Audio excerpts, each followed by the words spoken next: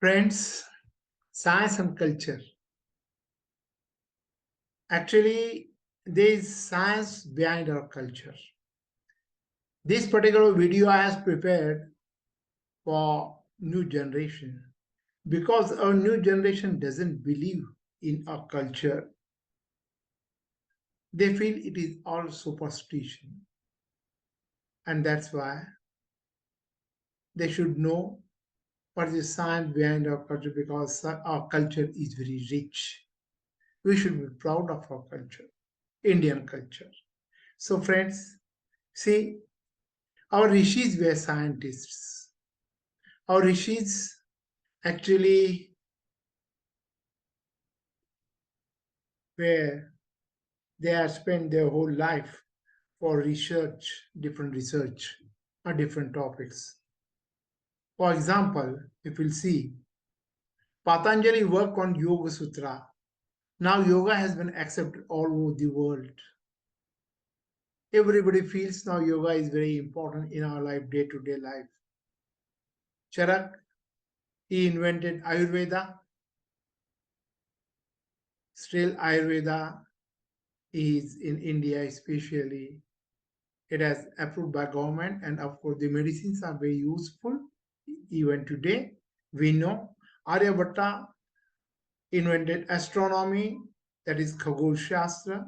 Varahami worked on astrology, that is Jyotish Shastra. The whole life they work. They put their all records for next generation. But what happened in between? Actually, there were many invasions from the year 1000. Muhammad Gauri, Muhammad Ghazni, they started invading India. They looted our temples. They tried to spoil our culture. They dismantled our temples and burned all records, what was possible, what was available that time. And especially during Mughals, and especially during Aurangzeb's ruling, they tried best to convert all Hindus to Muslims, and they destroyed all temples. They destroyed all records. Nalanda was the university. That time it is said that many foreign students used to come for the study over there. The library was one of the best of that time, Nalanda. It was burned totally. And of course, we don't have the pity is that we don't have any written proofs whatever we or rishis invented. In between, again, for 100 years, we were ruled by English people. They that time actually created inferiority complex in our youngsters that you people are very backward people. Your culture is just useless. You people worship rivers. You people worship mountains. You are snake charmers, and they created inferiority complex in our society, or especially in youngsters of that time. But practically speaking, our culture is very rich. Even after recently, these all bogus babas, these babas, they actually spoiled our culture. You see, these babas almost they are jailed. They are useless people. They have actually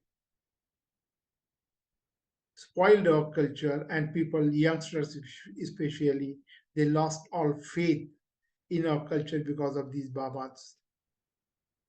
But believe me, our culture is very rich. How? See, I'll give you examples. Uh, Earth was round, actually, almost, it was invented almost 500 years back. But there are two words which are there very common in Indian culture, Bhugol and Khagol. Bhu means Prithvi or Earth, goal means round. So goal means actually our earth is round. It was said thousands of years back. These words are not new for us. And Khagol means Brahmand, universe, that is also round. So these things we are knowing since many years, but again I'll repeat, our there are no records. It was burned. Our rishis, our gurus that time they started Gurukul, and anyhow they just mucked up everything and they passed it on to their disciples, and it is continued now. Whatever we know, only from that source we have got. We know Dashavatar. Dashavatar, it is said, these are 10 incarnations of Vishnu. See, I am not interested in telling what are the incarnations. But one thing, what I am stressing here, one of the Dashavatar is Varaha Avatar. Varaha Avatar, it is said, the earth was actually, that is, of course, these are the stories, whether to believe or not, that's a different thing. But ultimately, what I am stressing, in Varaha Avatar, Vishnu took Varaha Avatar and he took this earth up. It was actually going in the sea. And what the picture, these pictures of the Shavatar will find on in different temples, which is carved on stones thousands of years back. And in Varahavatar, what I am stressing, the earth is shown round. Means thousands of years back, we are knowing that earth was round. And just 500, almost 500 back, it was proved by some foreigners that earth is round. Now next, if we'll see, this is Lava Stamba outside Qutub Minar. It is there since hundreds of years. It's open to sky in rains and in sunlight. Though it is standing, but it is not spoiled. It is not rusted. Why? We don't know. See, our science, how it was developed earlier, how it was prepared, that we don't know. Even the recent scientists, they can find out how it is possible. Pushpak Viman, of course, this word we find in Ramayana. Ramayana was written before Krishna Avatar, almost 7,000 years back. It is a story that Ravana took Sita in Pushpak Viman. This Pushpak Viman is very common. We hear from our childhood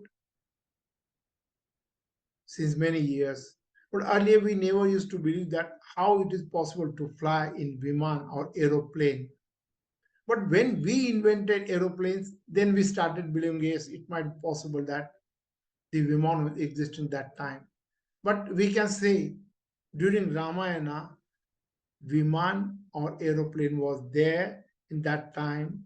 So how it was developed or that time or people were developed. Now Deepmala at Renapur just is near my hometown, just 18 kilometers. It is very surprising to see this Deepmala. Now if you give 50 rupees to a person, he will go on the top and just he will move. It will move from the bottom. Top to bottom, it will move like this. How it is possible? Nobody could find out till now. Ajanta caves, we have got color paintings.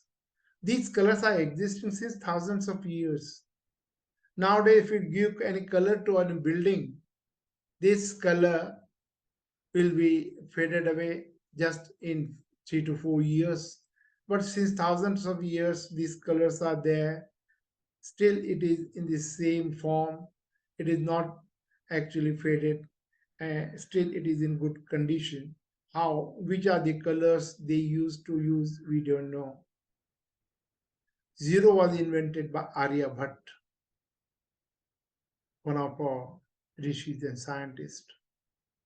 But again, I repeat, as we don't have any record, it was burnt, everything is burnt.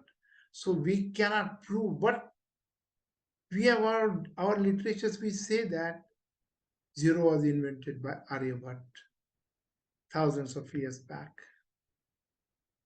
Gandhari, we know Gandhari was the wife of Dhritarashtra. She was blindfolded because her husband was blind. It is said that Kauravas were 100 brothers and they had one sister. So total 101 Kauravas there. How it is possible? We used to make fun of these things. How it is possible? But now we are invented test tube babies. But that time the science was so developed that an embryo can be divided, it could be divided in 100 parts. Now, as on today, what we do, we put the embryo in the uh, mother, and of course it is developed, whether it is surrogated mother or real mother, but it is developed and we get one baby. But that time the science was so developed that it was divided into the embryo was divided into 100 parts and it was developed in test tubes outside the womb of the mother. That time science was so developed. The 100 babies were developed in test tubes. We may come to that after some time, say after 10 years, 20 years, or 50 years, we may develop that science that actually we can do or science can do. But yet, as on today, it is not possible, but it was possible. Our science was so developed that time also, before thousands of years. So our culture was very rich that time. Sanjay, it is said in the war, Sanjay and Dhritarashtra, we know this story. Sanjay was given a Divya Drishti by Krishna, by Vyas Rishi. And he could see the war, what was going on in Kurukshetra between Pandavas and Kauravas. Again, we used to make fun of how it was possible. But now, we have invented CCTV. We can see what is going on in my industry, what's going on in my office, say whether I'm in India or out of India. So now we can believe, yes, perhaps that time that technology was developed that time. And now we can believe. So we can say our technology, this technology was there thousands of years in India before this. And science and culture. So friends, we'll see few examples, how our culture was scientific.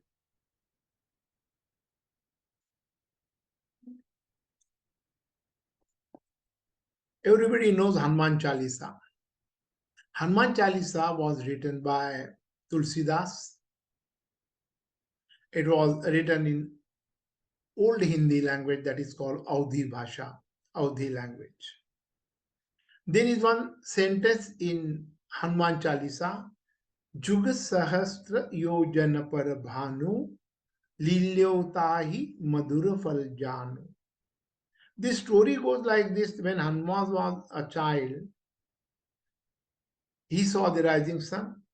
It was in red color, and he thought it was a fruit, and just he flied in the sky to eat that fruit.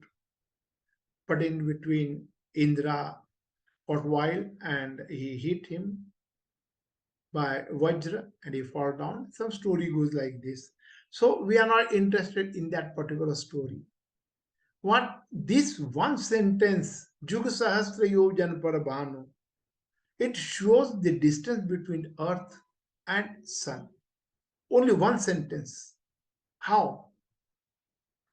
You see, if we see Audhi language that time, here few words I'd like to bring to your notice. One tap means 12 years. One sharad means 60 years. One santosh means 80 years. One yojan means 8 miles. One sahasra means 1000. One jug means 12,000. These are few words that time for counting different things, for counting distance or weight or something. See, if we'll see now, Juga Sahasra Yojan Parabhanu, Jug means 12,000, Sahasra means 1,000, and yojans means 8 miles.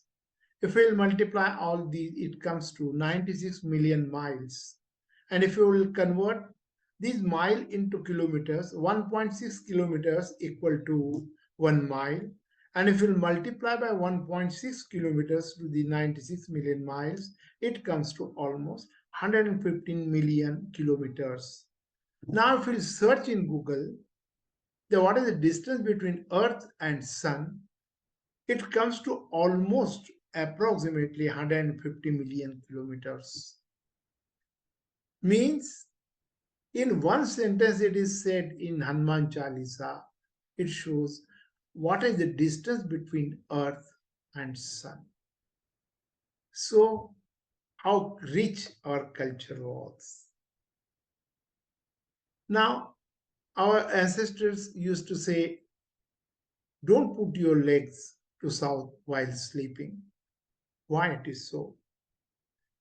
Again, we feel it is a superstition, but that's not the case. Friends, we know magnet. What is the effect of magnet? It attracts iron. And it has got two poles, north pole and south pole. That everybody knows. That's why if you see, if you go in the sky at the night time while flying in aeroplane, we don't know in which direction we are moving. So it helps because this needle of magnet, it stands north-south always, so it shows the directions. Even in sea, while traveling, the same thing happens. We can find out the direction by this magnetic needle. Now, as we know that magnetic field is there and it has got two poles, south and north. And in science, it is said that equal poles, the opposite poles, they attract each other, and equal poles, they repel each other. This is the basic rule of magnet. North and south poles, they attract, and north poles, they repel each other. Now it is said our head is, see, there's a magnet in the earth, and before that, if you see, we have got RBC, red blood corpuscles, in our body. RBC contains hemoglobin, and hemoglobin contains iron. And that's why if anybody has got anemia, the doctor prescribes iron tablets because he says you have got less iron in your body. It proves that we have got iron in our body. And iron is attracted, there is the effect on iron of the magnet. It is said that our head is north pole and our legs are south pole. Now while sleeping, if we sleep while putting our legs in the south direction, so the earth magnet, there is a south pole, and again our legs are south poles. So equal poles, they repel each other. That's why there is effect on our body in long term. If we sleep by putting our legs in south direction, then certainly our head becomes heavy when we get up in the morning. And for long term, for many years we sleep that way, we may have Alzheimer's disease or many other problems on BP or something like this.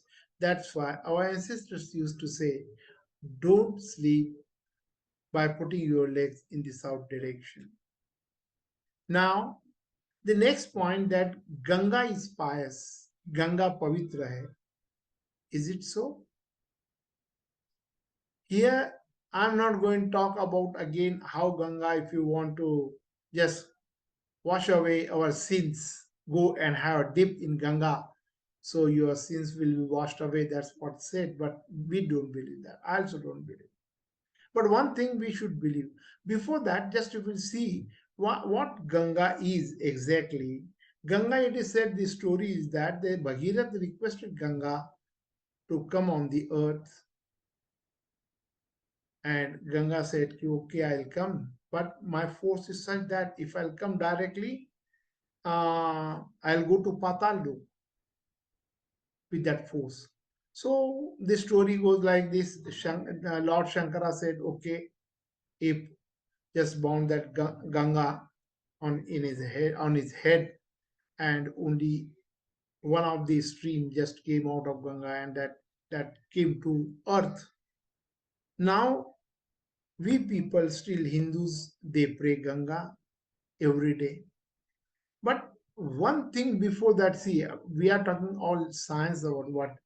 One thing, if you'll notice, if you bring Ganga water from Haridwar or Rishikesh and keep it for 10 years at a home, it is not spoiled.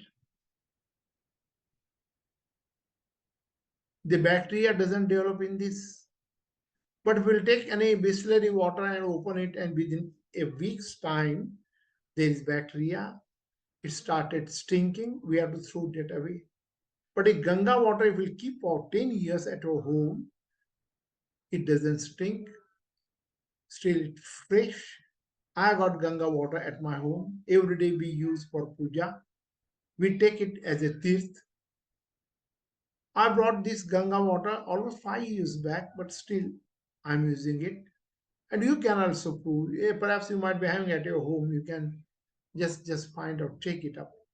It doesn't spoil. Why it is so? There a lot of research was done on Ganga water, and finally it was found out that Ganga has got a virus that is called bacteriophage. In microscope, we can find out the structure of this virus. And it is said that Ganga virus, this Ganga water, you will take 1 liter of Ganga water, and if you will add to plain water 9 liters, 10 liters, it will become Ganga water, because the bacteriophage multiplies very fast in that water also. Secondly, it is found that the oxygen percentage in Ganga is 25 times more than the normal water.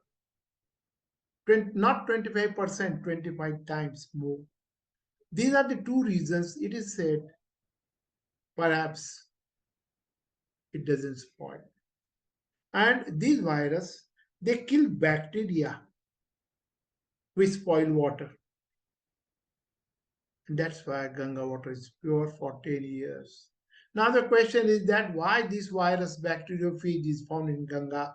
Perhaps it is said that Ganga starts from Himalaya, and there are a lot of trees which are medicinal values, and perhaps these medicines are mixed in this water and these viruses are developed. But if it is so, there is not only Ganga which starts from Himalaya, there are many other rivers also. They start from Himalaya, but bacteriophage is found only in Ganga water. Why? God only knows. But one thing we should assure that Ganga is pure. Ganga pavitra hai, ye to maan lo. Friends, in Bhagavad Gita, it was written almost more than 5,000 years back. In Bhagavad Gita, it is scientific, it covers all biology, physics, your dieting, everything is there in Bhagavad Gita. But here what we are talking about, you see, the law of conservation of energy, or the first law of thermodynamics. What does it say? The law of conservation of energy states that the energy can neither be created nor destroyed. Energy can be transferred or changed from one form to another form. The law of conservation of energy, or the first law of thermodynamics, which is taught in engineering for engineering students, it says that the energy can neither be created nor destroyed. It can only change the form. In Bhagavad Gita also, the same thing is there. See, if we see, for example, we see magnetic coil. It is a mechanical energy. If this coil is rotated very fast, it changes to electrical energy. This nowadays, of course, very commonly we find it. So here we can see the mechanical energy is converted to electrical energy. Now, we can say that the mechanical energy, the whatever form, they only change the form, but energy remains the same. It was earlier mechanical energy, and it was changed to electrical energy. In Bhagavad Gita, it is said that Vasamsi Jirnani Yatha Vihaya Navani Grunati Naroparani Tatha Sharirani Vihaya Jirnanyanyani Sanyati Navani Dehi. As we people, we change the clothes and we put on the new clothes, likewise, or Atma or soul, it changes the body. Because it never destroyed, Atma never destroyed.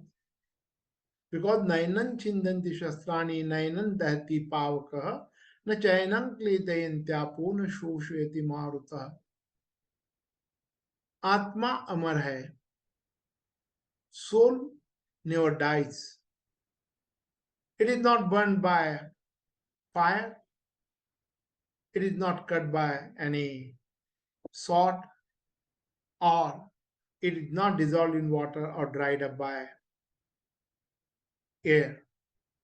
So it is Amar, it is said. Atma never dies. Now the question is that what way it is related, Atma or soul, to this energy? Why am these two? I am talking irrelevantly, but it is not irrelevant. Friend, two scientists, one of them who work on the quantum science, Stuart Hemroff from the University of Arizona, United States, and Sir Roger Penrose, mathematical physician from England. These two scientists, they had no relation among themselves. They worked separately and they proved scientifically that through quantum physics and the theories of human consciousness, an energy is released from the brain at the time of death from the microtubules of the brain. They proved scientifically at the time of death, but energy is released from the microtubules of the brain and it goes in the atmosphere. And Bhagavad Gita also says the same thing. At the time of death, our Atma is released from the brain and it goes in the Brahmand, this atmosphere. So we can say, we can correlate these two. Our soul, and soul is also called soul energy. And energy, it is the rule that energy is never destroyed, it can only change the form. The same rule is applied. So whatever is our today's science says is written in Bhagavad Gita almost more than 5,000 years back. It proves that energy never destroyed and soul energy also never destroys. Friends, meditation actually in Srimad Bhagavad Gita, in 6th chapter, it is detailed, it is given what is the meditation. Meditation is actually, its origin is India. As we see electroencephalograph, EEG, we find out different graphs of our heart. Similarly, EEG, electroencephalography, ECG, electrocardiogram, and EEG, electroencephalography, that is of brain. If we can find different states of the brain, when you are in calm, you are, say, in silent mode, if you are sleeping, that time our brain activities are different, or it is recorded. When we are anxious, that time our these waves changes. When we become worried or scared, that time again these are records of our brain, EEG changes. So the states changes. Now what is said nowadays, the doctors say that the meditation Srimad Bhagavad Gita in Adhyaya 6, thousands of research papers in Western world has been brought out. They have studies in last 10 years. A lot of research was done on this meditation. And it is said in psychosomatic disorders, the only medicines are not useful. You should go for meditation with this. Now to go to any doctor anywhere in the world, they'll advise that for the psychosomatic disorders, only medicines are not useful. Meditation is equally important. So you should go for meditation also along with medicines. And this meditation is given in detail in Adhyay 6 in chapter 6 of Srimad Bhagavad Gita almost more than 5,000 years back. So our culture is very rich. Home food is the best food. It is said by our ancestors, they always insist that you should take your home food, you should not go for the hotel food. But now it has become a common practice, especially for children. They like pizzas, junk food. But why it is said that home food is best food? There is a science behind it.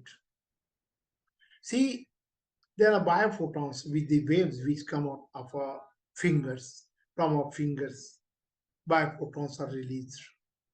It has got effect on the food. A maid servant which is preparing food, a child is eating. She cleaned everything and she is about to leave. And if the child says,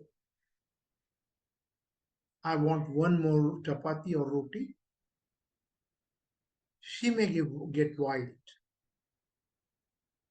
She may say that why you should have told me earlier. Now I have cleaned everything, I have washed my hands and just about to leave and you're asking one more chapati. She get wild and again she will prepare with anger in her mind. She will prepare that roti and just throw it to the child. But if mother is there and the same position is there, a mother has also washed her hands and everything, but the child says, Mom, I want one more chapati. Mother becomes so happy. Oh, my child wants one more chapati. She becomes so happy and very happily she prepares one more chapati and gives to that child. See, there is a difference of emotions. With pleasure, she will prepare. And as I said, we have got biophotons, the waves coming out of our fingers. These biophotons are recorded nowadays by machines. It again depends, this graph is shown here of different states of our mind. If we are happy, our biophotons are different. If we are angry, our biophotons are different. So friends, there is the effect of biophotons on our food which we eat. जैसा खाए अन्न वैसे बने मन. If we'll eat hotel food, it is a commercial food. Only for the profit making they prepare it. And if we'll eat it, of course, and if it's prepared by our mother, sister, wife, or anybody at home, there is a difference. They prepare with love. And our wife put on that effect there on the food. And that's why we should eat food which is home prepared, not from the hotel. We should give priority to that food. It should be learned and it should be shown to our children also. Now, don't eat while watching TV. Nowadays, it's very common trend that generally kids they don't eat food unless they see mobile or TV, unless they see cartoon films or something that. Then only even 2 years old child and mother also just them because they want to finish their one of the duty of feeding child. But what happens? See, our culture, in our culture, Indian culture, MOUN, there is a lot of importance in given the MOUN. It is said MOUN, Atmano Mukdoshena Badyante Shukasarikaha Pakastatra na Badyante Maunam Sarvatra Sadhanam. ऐसा कहा जाता है तोता और मैना को जो है बंदिस्त बनाया जाता है उनकी वाणी के कारण, लेकिन बगुले को कोई बंदिश नहीं करता क्योंकि वो हमेशा मौन में रहता है. और इसीलिए कहा है कि मौनम सर्वार्थ साधनम. कोई भी बात यदि साध्य करनी है मौन रखो. So while eating we should have maun, silence. That's our culture says. But nowadays we put everything just to keep our mobile aside. Just keep on seeing the mobile. If you receive any call, immediately while eating, we receive that call, talk there. Again, our mind is diverted. Why it is so? What makes does it difference? See, we have got exocrine glands in our body. For example, these are related to, it is directly attached to our brain, and these are ducts which go to different glands when they secrete saliva, sweat, mucus, and such things. These are the glands which are secreted from our different glands. These are called exocrine glands. These are duct glands directly connected by duct to that particular organ. But we have got another glands. These are called endocrine glands. The endocrine glands are ductless glands. They secrete hormones in the blood directly and depends on our emotions. If I am happy, immediately there is a secretion of hormones, say serotonin or dopamine. If I am anxious or worried, there is a secretion of cortisol or adrenaline in my body. It means the secretions start with our emotions. So these are the endocrine glands, these are ductless glands, these are no way related. Of course, it is controlled by brain, but it is directly not connected by duct. It depends on our emotions. And if we'll see the, while eating, if we'll see, say, a movie or any serial, if there is a scene that something very painful, immediately we also become very unhappy and we start weeping with the heroine, which is weeping there. If there is a fight, immediately we become angry. We also feel we should give fight to that villain. So what I mean, what I'm stressing, our emotions change as we see whatever we see on the TV. But we need few secretions for the digestions. These are disturbed. God has given different secretions. After we take the food, there is a secretion of HCl in our stomach. And for digestion, it helps different secretions. But these secretions are disturbed while if we eat while seeing TV, and that's why we should avoid seeing TV or mobile. We should keep MOUN. I read an interview of Kumar Mangalam Birla in Times of India. He said that when he goes to home for the food, that time all his family members, they keep their mobiles outside the kitchen on silent mode. They take food, and after taking food after 2 hours, just he sees the mobile with is there any important call, and then he replies back. So an industrialist of such stature, he can keep his mobile away while taking food. Why can't we? We can also take. So better to avoid seeing TV or talk on mobile while taking food. We should maintain MOUN. That will help us for digestion and for better health. So friends, these are few of the points actually I am stressing detail. I have given scientific reasons. I got actually few of my experience I would like to share with you. There are three experiences. One of the floating yoga. In my childhood, I used to go to my uh, maternal uncle's home. That time I used to that one of the temple was there. It was a small village. One of the teachers used to come in the morning there and he used to bring one napkin.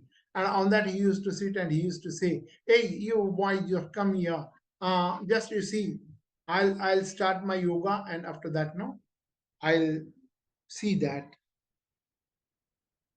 the battery is low. Just a minute." So after that, he used to say, You kids, they come here, just I'm sitting on this napkin and I start yoga. And after that, you see, I just float in the air and you take my napkin away. We kids used to wait just to, as he goes up, the 3, 4 inches only used to just rise in the air. He used to float and we used to take that napkin and run away. We were enjoying that taking napkin. But now I remember I say how you used to go up, how you used to float. That was the power of yoga. This is the power of yoga, of our Indian culture or Indian yoga. Now, second experience, what I am having this Gayatri Mantra experience, what I have seen by my own eyes. See, I am a science student. Unless I see, I don't believe.